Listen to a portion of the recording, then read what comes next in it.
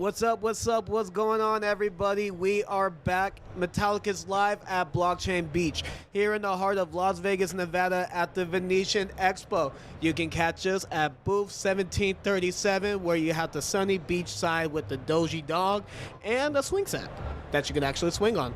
But if you want somebody to push you on that swing, it might cost extra. But it is 1 p.m. and we are back again with the head of partnerships, Chris Miller. Woo. And we have the absolute pleasure to have a conversation with the president of Access Travel, Kelly Presley. How are you today, Kelly? I'm excellent. Thank you. Thanks for having me here. Thank you for coming on. How are you doing, Chris? I'm doing fantastic. Lunch was great. Yeah? The interviews have been awesome. Your podcast is rocking and rolling. We love it. I love that. Y'all heard that here, folks. In the house. Beautiful, beautiful, beautiful. All righty, so let's get the ball rolling. Kelly, can you tell us a little bit about Access, please? Yeah. For those that don't know, but we do. Yeah, so we are an engagement and loyalty platform provider. We help people save money at the end of the day, which is a good thing. We've been around since 1984, so we're definitely not the new kids on the block. We're located in Salt Lake City, Utah, privately held company, about 130 employees. And we work with merchants and retailers, traditionally large and small, and procure exclusive discounts, dollar off, percentage off, could be cashback rewards, and help people save money with dining and shopping and movies and golf and in travel as well. And travel, we are the merchant of record, so it's a travel platform. And people can go and book a hotel just like you would on Expedia or Priceline. The good news is we've negotiated exclusive rates and pricing with the hoteliers direct. And so someone can save 20, 30, 40, 50% off better than what they'd pay in the public domain, better than a Priceline or Expedia. So we're a unique entity in that world, playing the B2B space. So we work with partners all the time to add value to their members. That's awesome. Yeah. Cool. So and I believe, so the hotel you're staying in right now, what hotel are you staying in? I actually booked over in the Trump. Because I looked here, and it was like $500 to $700 a night, depends on when I was looking. Trump's just like 0.6 miles away, and through our platform, I paid $119 a night, $278 for both days, all out taxes and fees and everything. And I looked on Expedia, and they had the exact same for $560. So I saved over 50% off. Wow. So we know everything going on, music festivals going on here, right? This conference, everything was $500 to $600 a night, and I paid $119 in our platform. Wow. Yeah. So that was the discount that you negotiated, and you Yep. went right online, and it was all right there for you as you were looking at your location, your hotel. Now I'm curious, is it all based off inventory and time, and is that typically how the hotel, I mean, without giving the secrets of the hotel industry? Yeah, there's a lot of secret sauce, you can imagine. But it's make sure you're having the right relationships. We are driving affinity relationships to them, right? In the public domain, someone like Expedia or Priceline can go and do a lot of advertising and spend hundreds of millions of dollars to drive that foot traffic and sales, and they're reaching the public sector, right? The public, 350 million in the US, right? In our world, we work with affinity organizations, so a teachers union or an alumni group or a banking partner. And we help drive that marketing to get in those customers that they may not have reached to otherwise. And so that kind of gated community environment, right, a members only kind of exclusive club feel to it. And that's a win for the merchant community, the hotel community, right? Because we're giving them extra foot traffic and love they may not have seen otherwise. And the partners can, when they work with you, they can choose to either offer discounts or offer cash back. What is it? Is it like a 50-50 mix with your partners, or more towards cash back, or more towards, because sometimes it's both, right? You can kind of work with you to figure that formula out, correct? Yeah, so it's more traditionally in the everyday spend categories, dining and shopping and movies, where it's more of a traditional discount, $1 off or a percentage off. In the travel industry, because there are more margins, there's more margin for a hotelier, as an example, to play with. That's where we get in oftentimes, and we become the merchant of record in that we're actually facilitating the payment transaction, accepting the Visa or MasterCard payment, if you will, on the payment rails. We use a good processing partner for that. In that world, we can tap into that net rate pricing and then we can use that margin to pay a cashback reward. So to your point, we have merchants and retailers where we have a pure play discount, and then we usually in our travel platform we have ways where we can deliver a cashback reward. I even have partners where they use it and they earn crypto. Right, they have an opportunity to not take it in cash back. It goes into a wallet type functionality, and they may earn free Bitcoin. Yeah, you know what's interesting? It's Kelly and I actually go a little bit back to my previous company, and I worked at a SaaS company that did cash back. Everyday savings equals everyday spending equals everyday savings, and that's where I first learned about Access Travel, and I used it constantly for my hotels. Gosh, I want to say I got probably last year $700 cash. I did travel a lot, but I got $700 cash back, and I would book it was so simple. I would go on, I would look at Miami, and I would see, $200 cash back, for a 500 night stay, or it was really flexible, and I love the program that you guys put together because it's the UX UI is amazing, right? I could do 2 stars, I could do 5 stars, and for those of you who don't know, I was a company called EvoShare, and what we did was, and how I got to Metallicus was, you get this cash back, and it's really good cash back from these hotels, but I wanted to put my cash back to buy crypto, like you mentioned, to buy Bitcoin. So we actually did an agreement with them with MetalPay, and it just worked so great. I would get my cash back. And by the way, your customer service is amazing, because a few times I would have to change my hotel and email and get a hold of someone right away. So I'm going to give you a plug there. I mean, the service is just amazing. Yeah, it's really interesting. One of the things I think that sets us apart is that customer service. One of the proactive measures we do is when we book the hotel 5 days ahead of your check-in, we're calling the hotel again, because it's all through APIs, right? We're doing that reservation for that hotel you're booking in Miami all through APIs. And then, you can hear me? Oh, no, I can hear you guys. Okay, sorry, just making sure.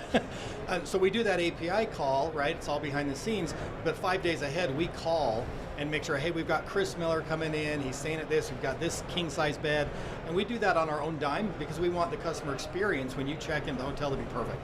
So yeah, I appreciate that. Thank you. Yeah, no, that is definitely amazing. Service really does go a long way. And like I said, you got the cash back, you got discounts too. It's just not cash back. And typically the discount could be up to north of 20% almost sometimes off of going to a Priceline or going to an Expedia, because they can't offer these discounts direct to the public. That's correct. So I think what you guys are really doing is amazing. I've used the service, and your success for 38 years. And how many clients did you say you typically work with? We probably have about 1,700 clients right now. As an example, we work with 28 of the 50 state teachers unions. We work with a lot of alumni organizations, farm bureaus, banking partners, people actually in travel, in the resort and development timeshare industry, use our platform because they know their customers may only stay at their hotel, their resort once a year to redeem their 7-day timeshare, but they know those customers are travelers and they're going to book a hotel somewhere else during that year time. Why not reward them for that behavior? And since we're B2B, white label, all of that gets branded, and that loyalty goes back to our client, not to us, of course, as a B2B player. So. And that kind of brings us, full circle right now, because it's, we talked about MetalPay as being an on and off ramp for the cash back. Mm-hmm.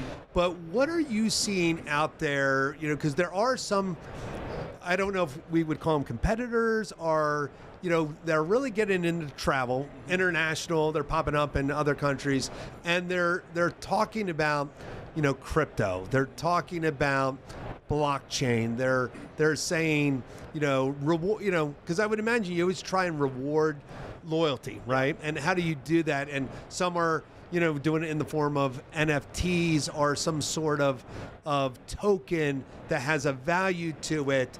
What are you seeing out there currently right now? In my mind, that's a loaded question because there's so much going on.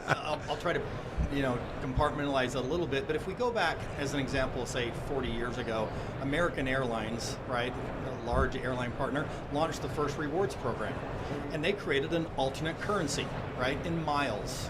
right? And so fast forward to today, people can earn bonus miles when they use their card and transact, not just on American Airlines, but for buying their everyday needs.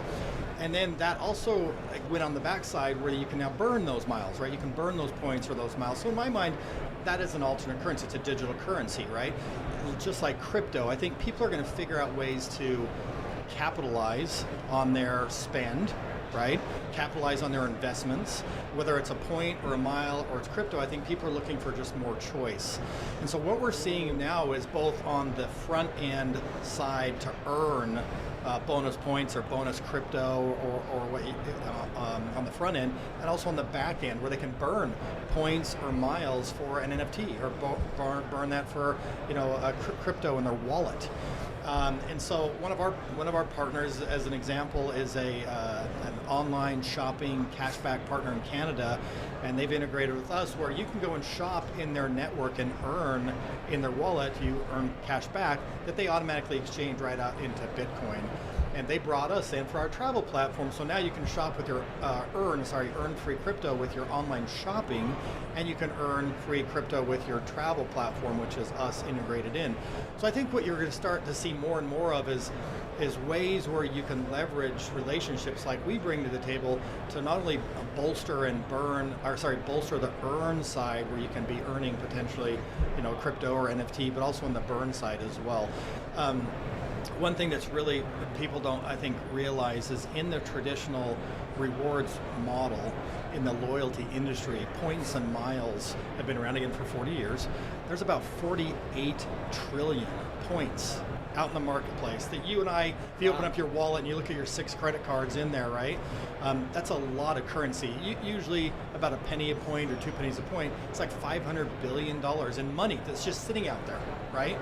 And I think that's like crypto. There's a lot of crypto sitting out there from an investment standpoint. People are wanting to see that increase and rise. But I think as that utility starts to come into play more and more, and people start to find smart ways to utilize their crypto, I think you'll see people earning and burning and spending their crypto, maybe even against travel. I mean, today we have Expedia, who accepts Bitcoin for their travel. Travala, Cheap Air, right? There are some travel entities today who are already accepting digital currencies on the front end to enable them to book and use that. The other things we're seeing now is in countries, right? In not all third world countries, but right, El Salvador last year decided to make Bitcoin their legal tender, right? They made that announcement, I think it was in September of 2021. The next 5 months, they saw a 30% rise in tourism. So people were using their crypto to go down to El Salvador, and crypto tourism is a huge thing right now. And you're seeing that in Costa Rica, you're seeing that in Honduras. So a lot of markets are figuring out, for people who are unbanked or may not have ready access to traditional banking functions, I think you're starting to see people adopt crypto more and use that more for their everyday, and travel is definitely a huge part of what I see that happening more and more. We're investigating that as well on our side. We haven't pulled the trigger yet, but I think just that the adoption is going to be there in time. I heard MetalPay is pretty good. So is Metallicus and Proton, just throwing it out there. Having this conversation, good partnerships. I'm glad you're picking up when I'm dropping down right now. It's not a matter of if, but when. Yeah. But I do have a question about this. The hotels, because we're talking to some merchants right now, and the merchants don't accept crypto. Not all of them. So is it like the hotels still want fiat, right? So it would have to maybe real-time exchange. Yeah. Real-time exchange. Yeah. And I want to give you a stat, and I want to know how you think about this, being in the travel industry. Last year in 2021, 94% of the digital asset buyers were Gen Z and millennials. That's a pretty big statistic. Which everyone loves that audience. Which we love that audience too, right? And you look at these, so when you look at adapting and look at looking at, you said you currently investigating and doing your due diligence on, maybe, adding on and off ramps to crypto, paying for crypto, maybe some tokenization. Is there like that demographic in mind? Because you mentioned 1,700 companies. I would imagine a lot of these are, like you said, teachers union, older, traditional, older. Is this a way also to not only to give, your consumers more ways or control of how they want to do it, but is it also to like looking at some, like maybe going after a different demographic, new business for you, a new, what these, I would call these other companies trying to capitalize on? Oh, for sure. I mean, I would agree with you. I think, we have been around a while, and so some of our partners have been on for 15, 20, 25 years as an example, and they do have, I would say, an older demographic, but they are always trying to figure out how to go after that younger demographic. So, as an example, one of our partners is Allstate. They have a roadside assistance, a roadside club, just like AAA, and you pay $100 a year or whatever it is, and you get benefits if you get a flat tire on the side of the road. Well, that's perfect for a certain demographic, but when you look at the younger demographics, they have to have insurance to drive a car. So whether you're 19, 20, 21 years old, right, you're going to have a more traditional product like insurance. But what are the benefits they're going to use to lure you in to sign up with Allstate, right? As a maybe a more mature brand, and something like Crypto Earn or Wallet there or Burn could be a great solution to target that younger demographic. So we don't always get pulled in like that where we're collaborating with our clients from that standpoint, but we are going to take our platform forward and we're going to enable that type of solution so we can target the demographic, and then the onus is on our clients to do the right marketing to outreach into those leads in that marketplace. But we work really collaboratively with our clients to target younger demographic. But when you look at the amount of travel that's happening with Gen Z and millennials, there's a new term that I think was coined.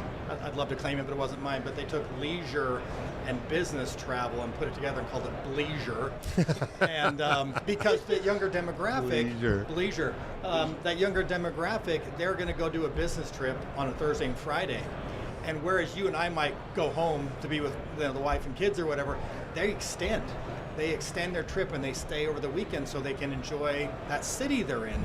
And so they're melding, leisure and business travel together in that bleisure event and staying longer in a market. And so I think the younger demographics being smart, because now they're able to go to that destination. Maybe they don't have the money to pay for it, but their company paid for them to get to that market to do business and transact, and they just extend their stay. So I do think that travel is a great tool to target this younger demographic, and if you've got the right rewards in place, right, where they can earn crypto or earn NFT or what have you, I think we're going to see more. I think we're just going to see more of that. Yeah, I think the rewards, is a big angle, right? The tokenization of rewards, offering NFTs to, where, someone, because you obviously want them coming back, right? You want them to book their first hotel, their second hotel, their third hotel, and the fourth hotel. And I guess some of these partners too can share in the revenue, right? Yeah. They can share it. It's a revenue generator, for them. And I think about our own community of Protonians that, there's 534,000 accounts out there. We've got 250,000 metal pay accounts. And, to offer them discount travel, would be really nice. And, obviously having that technology to connect a wallet, to connect metal pay is extremely nice. But there are also things that, you would have to explain to us is, well, what if you get a chargeback? What if you don't stay at that hotel and there's a refund due or something like that? So, figuring that bridge of, okay, it's in fiat, but I used Bitcoin or I used USDC or, maybe more stable coins to go back in. So those are the things that, the industry needs to work through. Definitely need to figure that out. I mean, today, with that real-time exchange out, we just transact everything in USD, right, from that standpoint. So if they used crypto on the front end to book the hotel, say it was a $1,000 hotel, and we send them $300 in cash back, in that example, if they then canceled, we would just net back the $700, the balance owed, and pay that back again in USD right back to the card. If we had a partnership with whoever the entity is, and maybe they had a wallet, do we put that $700 back in the wallet? Right, and then they could exchange that back out to their token or their coin of choice, if you will. So it just depends on how the partner wants to work with us. Today, most of it just goes right back to the card they used to book with, but that could easily go right back to a wallet, and then that could enable you, the customer, to exchange that into whatever crypto you wanted to. So it doesn't have to go back to the card. We would just pay it back to the partner. Got it. You could exchange it however they wanted to. So And I think what's so cool too, we can also add incentives, for on top of it, right? So, if a user goes and books a hotel, they got a lot of payment options, right? They can pay via credit card, but crypto companies can offer additional incentives, like, hey, in addition to the cash back, in addition to the discounts, we can maybe offer 1% if you use a Metal Pay card, or stuff of that nature, which is so smart. I mean, I think you're seeing that too in the market, right? BlockFi with their credit card, Gemini's got their credit card, Crypto.com's got their card, and they're enabling people to get extra cash back that's going right into crypto, right? We're getting 1%, 2%, 3% sometimes. So I think we're starting to see that, in the marketplace as well, where that normal, traditional, earn where you would have earned a bonus point or a bonus mile. Why not now enable that to earn, bonus or free crypto? So I think we're going to see more of that adoption. I mean, we've seen that now with players like BlockFi and Gemini, but I think you'll start to see that in the banking sector as well. The financial services, they're traditional banking guys. They're not going to want to be left out on that younger demographic, right? They're going to want to go after that book of business and that customer spend and try to get as much as they can. So I think we'll see more and more of those kind of co-brand credit cards or partnerships with the right, with the right partners, with Eric, right? Yeah. Metallicus, Metal Pay, Proton Blockchain. Yeah, that's all of them. NFTs, rewards. We can do it all. Cover it all. And hey, I just saw my old friend out there from EvoShare. That's the company I worked with, and we're talking about cash back, and I would get $700. I got $700 cash back last year using Access and EvoShare. But the great thing about EvoShare, quick plug for you, buddy, is I had an on and off ramp to buy crypto. Exactly. Right, I bought Bitcoin, I bought XPR, I bought MTL, with it, and it was great because as soon as I would get the cash back from EvoShare, they had a destination to my Metal Pay account, and so I really, as a consumer, and the hotel discounts that you give, it's just an amazing. I mean, why would you book a hotel anywhere else? Anywhere else. There should be people need to wake up to the reality of what's really out there for the value of their dollar, the value of their investment, right? And, partnerships like EvoShare, partnerships like Metal Pay, right? I think through those partnerships, more value and choice can be delivered to the end customer, right? And that's what customers want, is choice. They want choice for their dollars, not only where they spend, but they want choice where they invest. And the more choice solutions like you guys provide, or like we provide, we give the customer wins. At the end of the day, when they win, we all win. So. Now, the white label option is a smart plan, right? That's you could see with these other companies, blockchain, I mean, that's how they approached me. They were like, hey, you know what, we'll add the WebAuth wallet, the Proton wallet, right, into our system, but you'll be one of 50, right? And it's like, okay, well, why would I do that when I can get a partnership with Kelly, build something on Proton, adapt, and have it exclusive. That direct exclusivity. Yeah. And that pricing, again, is not found in the public domain, right? So it would be the unique benefit for sure for Metal Pay and Proton customers to have access to those million hotels worldwide where they can save 30-40% off and get additional, Proton. Now, I know Eric's dying to ask you this question, right? Go ahead, Eric. I'm itching.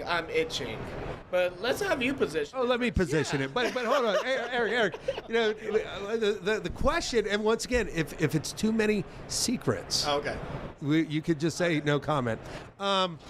Why is it the margins in hotels are so great, but airlines, rental cars, Why is that, Kelly? Do you want to pass? I may pass on You're that. going to pass on that? Yeah. Okay. They make a lot of money. Okay, folks. But I will tell you this. Here's an interesting thing maybe I'll leave you with.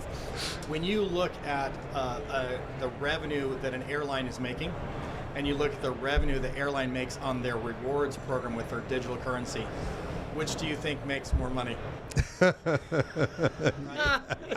Hands down. Most of the airlines are actually thinking about spinning off their rewards program with their digital currency because it's so profitable, where they're selling points or selling miles versus Wow. selling a seat. Wow. So Kelly, I want to.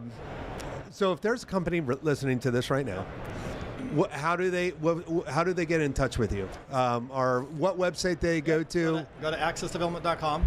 accessdevelopment.com, and you can reach out to me on LinkedIn if you want to, Kelly Passy, and love to have that conversation. You've got some great salespeople too. I know one personally, Brad in Florida. Yeah. Great guy, and so that's where they would go to look on that. We'll get you taken care of. We'll get you the right person and get you taken care of. All right, so to wrap this all up, you definitely see blockchain in the future, for travel. You definitely want to attract some of those younger, tech leaning forward type companies, out there. And you definitely see this as a form of payment, crypto payment, whether it's stable coins or, Bitcoin, I get it, but it's stable coin most likely. But that current earn and burn that's out in the marketplace today will definitely be there in crypto and blockchain. It's going to just continue to grow and go farther and faster. So there's that younger demographic. So it's going to happen. God, I wish Kelly could find a blockchain, and where would you find one here? There's like this one booth. I think it's 1737. 1737 Metallicus, right? Yeah, Metallicus. And it's, they're up here right now. And I think we can certainly help them out with Metal Pay and on and off ramp and buying. The real cool thing is, maybe having an access token. I mean, that's a whole new world. Put that. That's all. Put that one. Put that in your wallet and smoke it. He said, "Put that in your wallet and smoke it." Well, go ahead. With the name like Metallicus, right? An '80s guy, Hey, I'm an '80s guy too. Metallica. That's why I came over here. We can say Enter Sandman, but some of us are old school and Justice for All. But this is a different conversation because we will talk about music for the next hour if we go down that path. So take us out, Eric. We got plenty of time for that. But Kelly Passy, everybody, thank you so much for being on this show. Thanks, guys. Appreciate it. Appreciate you coming on the show. So once again, you can find him on LinkedIn, Kelly Passy, and then of course Access Development. Do you all have a booth, or are you just hanging around? No, I've worked this show for 10 years and been in payments. I was at Visa before Access, and so I know the payment space. So I just work good relationships, and I love it. I love it. Well, I want to thank you so much for hopping on the show and taking the time out of your day. This has been such an awesome conversation, and just be able to bend your ear. Chris, once again, thank you so much for hopping on the show. We got a couple more sessions going on throughout the day. We're going to be here until the sun goes down at the beach. Next up on the agenda is at 1:45. We got Pranav Chedda from Global Strategic Sales at Encode. So don't you guys go anywhere. Go grab a Mai Tai, come back to the beach, and I will see yins later.